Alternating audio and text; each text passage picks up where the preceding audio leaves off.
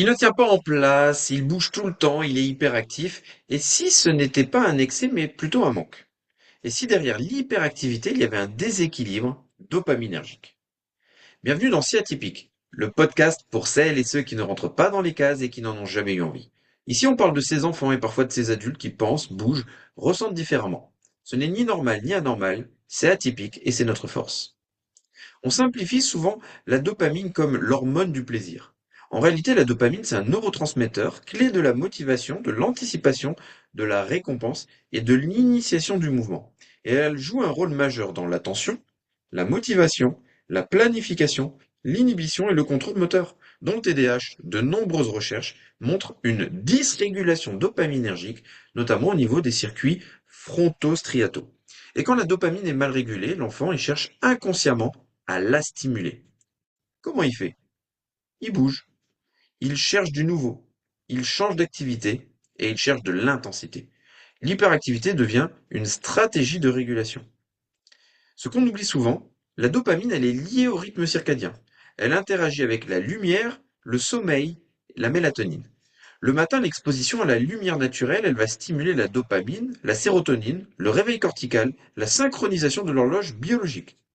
Un enfant qui ne voit pas la lumière du matin peut avoir un système dopaminergique moins bien calibré et un cycle veille-sommeil perturbé qui peut amplifier l'agitation, l'impulsivité, l'irritabilité.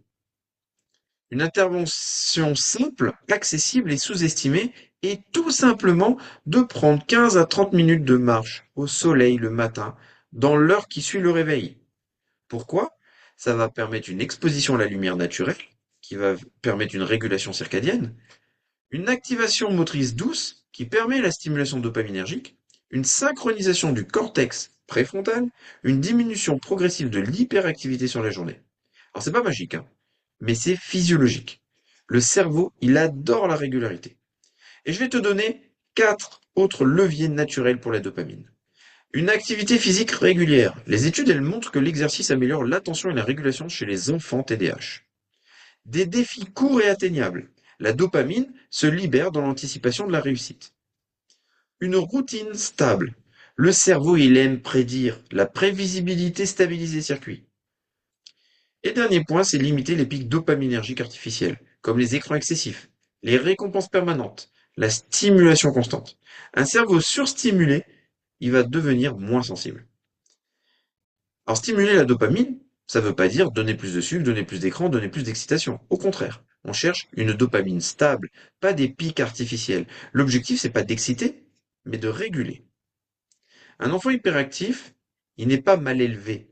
Il est peut-être en train de chercher l'équilibre neurochimique que son cerveau peine à maintenir. Et si on comprend ça, on change complètement la posture éducative. On passe de arrête de bouger à comment je peux t'aider à réguler ton énergie. L'hyperactivité, c'est pas toujours un excès d'énergie, c'est parfois un cerveau en quête d'équilibre. Si cet épisode t'a aidé à comprendre différemment l'hyperactivité, n'hésite pas à t'abonner, à le partager, à le liker. Et si tu veux structurer des routines sensorielles, motrices et apporter un cadre solide à ton enfant, je te propose de rejoindre le programme complet de 3 mois qui part d'un questionnaire personnalisé et qui va te permettre d'avoir un accompagnement dans un groupe dédié avec moi. Merci pour votre écoute, passez une bonne journée.